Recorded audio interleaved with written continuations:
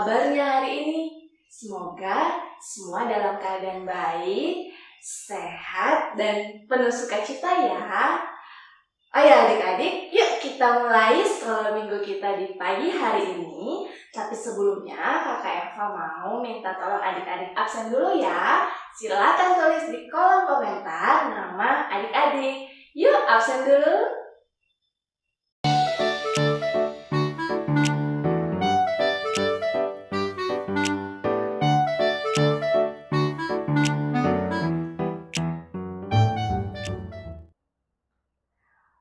Adik-adik semua, Kakak Eva mau tanya nih, kalau adik-adik sekolah minggu di rumah lewat YouTube, adik-adik tuh sambil ngapain sih? Sambil tidur-tiduran? Sambil makan? Atau sambil main game? Atau sambil main-mainan? Atau semuanya duduk yang manis, duduk yang pintar di depan layar komputer atau layar HP-nya? Yang mana nih? Ada yang ikut ibadah, ikut nyanyi, dengar firman Tuhan yang disampaikan dengan baik, atau sambil melakukan aktivitas yang lain? Yang mana nih yang adik-adik lakukan? Hari ini kita mau belajar tentang bagaimana sih ibadah yang benar, bagaimana sih ibadah yang baik yang bikin Tuhan Yesus senang.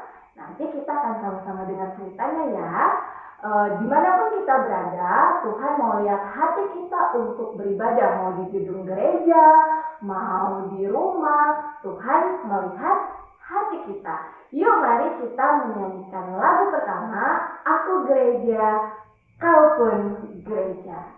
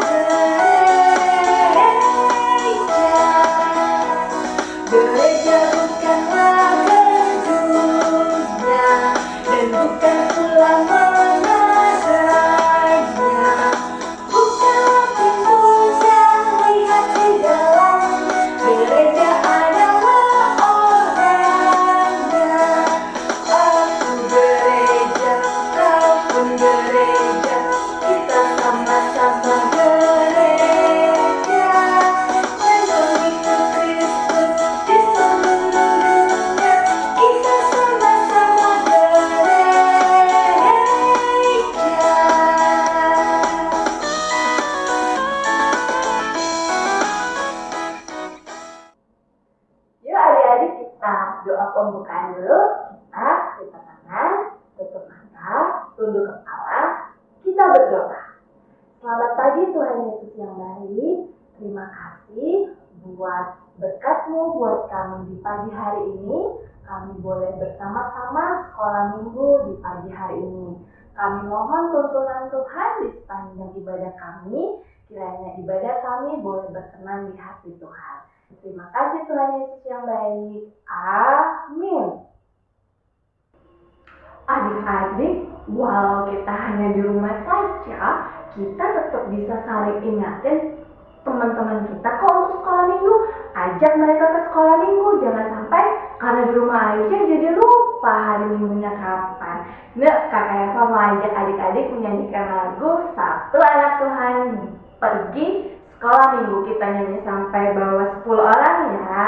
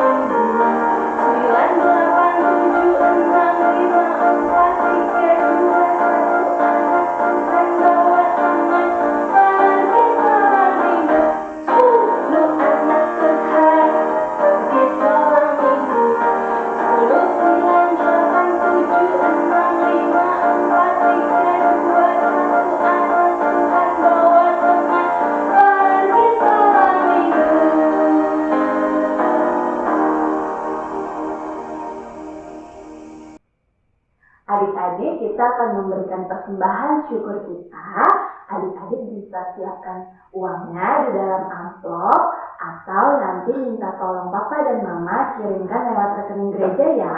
Nomor rekeningnya bisa dilihat di warta Jumat. Yuk kita berikan persembahan terbaik kita untuk Tuhan Yesus.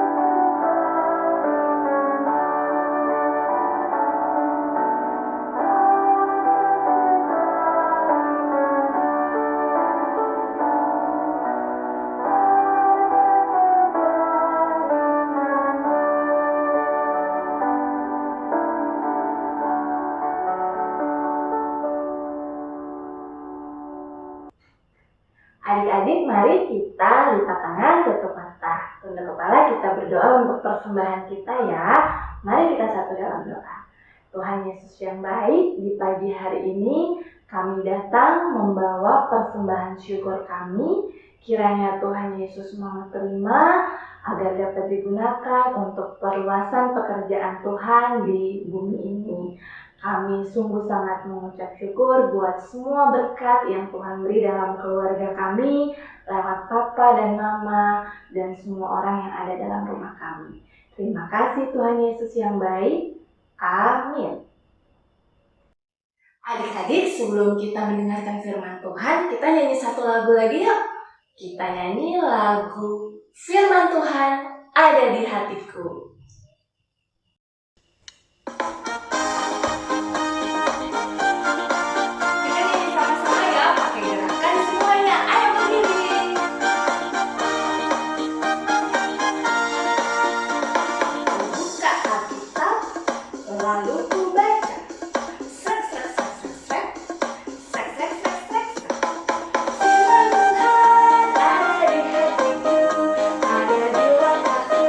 Ada di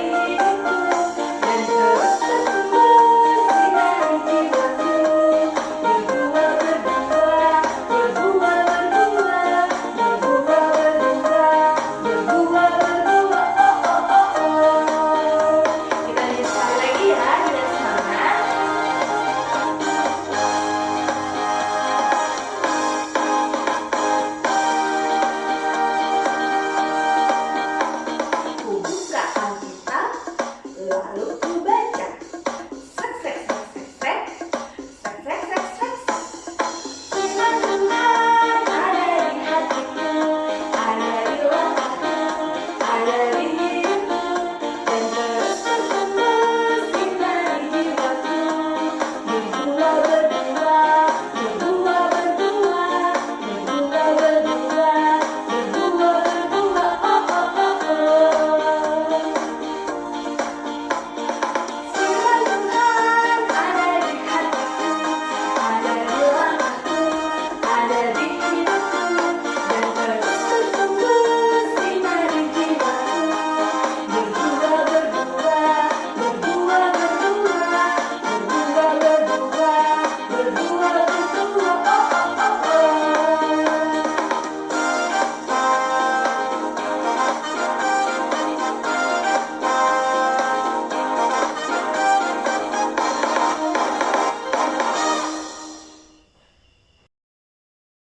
Oke adik-adik, kita akan mendengarkan firman Tuhan yang akan dibawakan oleh Kak Tessa. Selamat mendengarkan. Shalom adik-adik. Wah, tadi udah pada puji Tuhan sama-sama. Dan kayaknya udah semangat sekali ya ngelihat tadi puji Tuhan bareng-bareng. Capek nggak adik-adik? Nah, kita mau sama-sama terima kasih dulu ya. Terima kasih Kak Eva. Oke, coba kita lihat dulu adik-adik. Kayaknya adik-adik udah pada siap mau mendengarkan cerita hari ini. Yuk kita sama-sama lipat tangannya, tutup matanya, kita berdoa ya. Tuhan Yesus, terima kasih untuk pada pagi hari ini. Tuhan, terima kasih Engkau sudah membangunkan kami dari tidur kami semalam.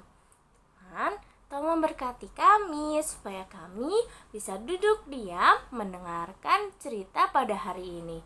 Tuhan tolong Kak Tessa yang akan memberikan cerita pada hari ini supaya ceritanya tersampaikan kepada adik-adik di rumah.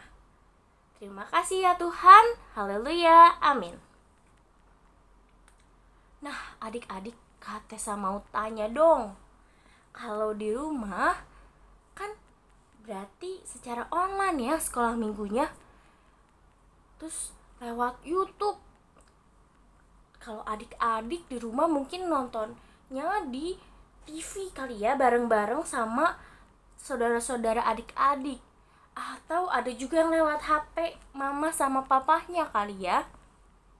Nah, kalau gitu adik-adik, Kak Tessa mau tanya dong, kalau kalian lagi sekolah minggu nih di rumah kan, kalian tuh duduk diam di depan HP-nya atau di depan komputer atau laptop atau TV-nya, atau nih adik-adik jangan-jangan ya sambil makan, atau adik-adik bukannya dengerin sekolah minggu malah lari-lari bolak-balik, atau adik-adik jangan-jangan nih adik-adik sambil sekolah minggu malah tidur ya.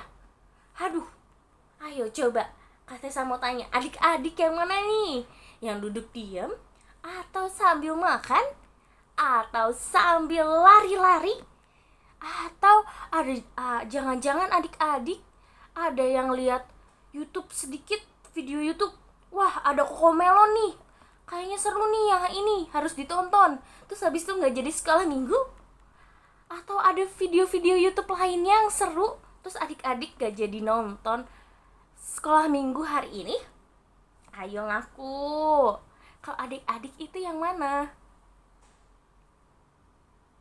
Ya mungkin kalau online emang gak kurang kali ya adik-adik, kayak harus liatin aja, tapi kakak-kakak sekolah minggunya gak interaktif, gak tahu adik-adik lagi ngapain. Dan kayaknya adik-adik merasa gak diperhatiin kalau sekolah minggu online kayak gini. Tapi adik-adik kalau lagi sekolah minggu diusahain untuk duduk diam ya. Karena Tuhan Yesus sedih loh adik-adik kalau misalnya adik-adik gak duduk diam mendengarkan ceritanya. Kalau adik-adik sambil main atau gak memperhatikan, atau adik-adik sambil tidur malah, nanti Tuhan Yesus sedih loh. Tuhan Yesus marah. Sama kayak cerita yang akan kita tonton saat ini. Tuhan Yesus tuh pernah marah loh adik-adik. Kalau adik-adik itu seperti itu. Dulu Tuhan Yesus marah ketika bait Allah digunakan bukan untuk berdoa adik-adik, tetapi digunakan untuk kepentingan manusia, untuk berjualan adik-adik. Dan Tuhan Yesus sangat marah. Oke, untuk kita lebih tahu nih ceritanya seperti apa sih, kita mau sama-sama lihat video ini terlebih dahulu.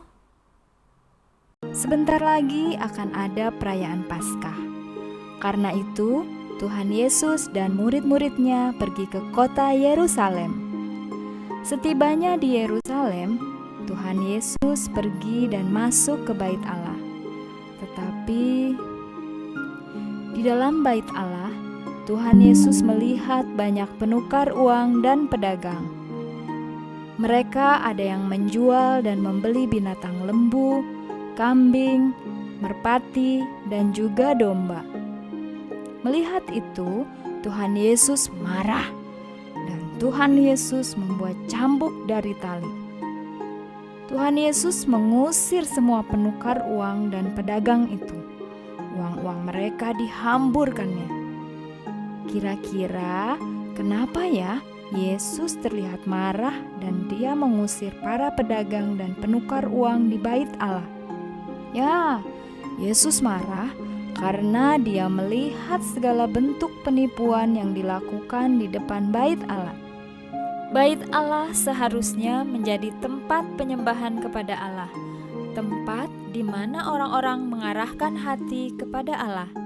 Ini malah diisi dengan orang-orang yang sibuk mencari keuntungan atau uang. Tuhan Yesus juga membalikkan meja-meja penukar uang dan bangku-bangku pedagang merpati. Lalu pergilah para penukar uang dan pedagang itu. Setiap harinya di halaman bait Allah penuh hiruk-pikuk para pedagang yang berjualan hewan-hewan untuk persembahan, dan para penukar uang yang melakukan bisnis pertukaran uang. Semua uang asing harus ditukar terlebih dulu dalam bentuk setengah shekel atau tirian untuk membeli hewan persembahan seperti lembu, kambing, domba, dan merpati. Pada waktu itu, orang-orang Yahudi yang beribadat di bait Allah datang dari segala penjuru, sehingga mereka perlu menukar uang mereka sebelum mereka dapat membeli hewan kurban. Dalam proses penukaran ini, si penukar uang mengambil untung. Selain itu, pengambilan untung dari penjualan hewan-hewan ini juga melibatkan pihak pengelola bait Allah.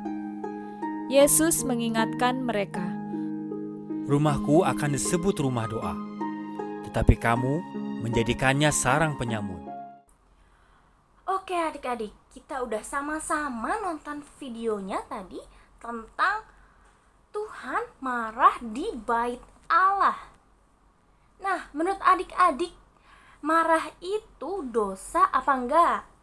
Marah-marah itu salah atau benar? Coba dipikir-pikir dulu. Marah itu dosa enggak ya? Coba kata sama denger dong di rumah. Atau boleh komen di bawah kalau marah itu dosa apa enggak? Mungkin adik-adik ada yang jawab marah itu dosa Kak Tessa, marah itu salah. Ada juga yang bilang mungkin ya marah-marah sedikit mah gak apa-apa kali ya Kak Tessa, gak dosa lah. Tapi adik-adik kalau kita lihat dari ceritanya, itu dimana banyak orang datang ke bait Allah seharusnya untuk berdoa dan memberikan persembahan. Nah, adik-adik, persembahannya itu bisa berupa tadi ya, ada domba, ada merpati, dan banyak lagi hewan-hewan lainnya. Nah, persembahannya itu harus sempurna, gak boleh ada cacat celah menurut zaman itu adik-adik. Jadi kan yang berdoa itu banyak ya adik-adik. Kalau misalnya nih ya diibaratkan kayak di Indonesia tuh kan luas ya adik-adik. Ada Bandung, ada Jogja, ada Malang, mungkin kalau adik-adik tahu. Gak cuma Jakarta aja nih adik-adik. Nah, ceritanya tuh seperti bait Allahnya itu ada di Jakarta nih adik-adik. Tapi yang mau berdoa itu banyak, ada di seluruh Indonesia. Jadi orang-orang yang di luar Jakarta harus datang dan berjalan loh kala itu tidak ada mobil, gak ada juga motor atau pesawat. Mereka semuanya jalan adik-adik. Jadi kemungkinan besarnya adalah hewan yang mereka bawa untuk persembahan jadi sakit atau mereka terluka dan persembahannya jadi gak sempurna, sehingga mereka harus beli lagi di bait Allah adik-adik. Makanya di sekitar bait Allah itu ada yang jualan untuk persembahan adik-adik. Sebenarnya Tuhan gak marah hanya karena banyak sekali penjual adik-adik, tetapi Tuhan marah karena para penjualnya itu licik adik-adik. Harusnya nih ya, mungkin 1 ekor merpati nih di harga rupiah mungkin harusnya cuma 100.000 nih adik-adik. Tapi mereka jualnya merpatinya itu bisa sampai 100 juta atau bermiliar-miliar. Karena itu Tuhan Yesus tuh marah adik-adik. Karena orang-orang di sana memanfaatkan itu jadi keuntungan buat dirinya sendiri. Nah, Tuhan Yesus tuh marah bukan karena hal-hal sederhana adik-adik. Bukan Tuhan Yesus marah karena tidak ada alasan adik-adik. Jadi Tuhan Yesus itu marah karena orang-orang di dekat bait suci berjualannya tidak masuk akal adik-adik. Pakai harganya menjulang tinggi, sangat mahal. Tapi orang-orang dari luar kan terpaksa membeli agar bisa memberikan persembahan kan adik-adik. Maka dari itu Tuhan itu marah besar. Sampai tadi kalau adik-adik lihat itu semua jualannya dilempar-lempar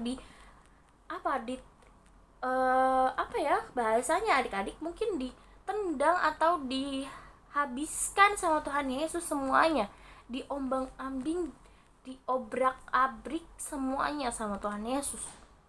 Karena Tuhan Yesus tuh marah. Bisa-bisanya orang-orang di daerah itu mengambil keuntungan yang begitu besar di bait Allah adik-adik. Dan itu salah ya adik-adik. Itu gak boleh. Seharusnya orang-orang di daerah situ justru menolong ya harusnya. Mereka pakai iming-iming menolong. Mau menolong orang-orang dari luar agar bisa beli di tempat mereka. Tetapi mereka justru mengambil keuntungan loh adik-adik. Itu adalah alasan Tuhan marah.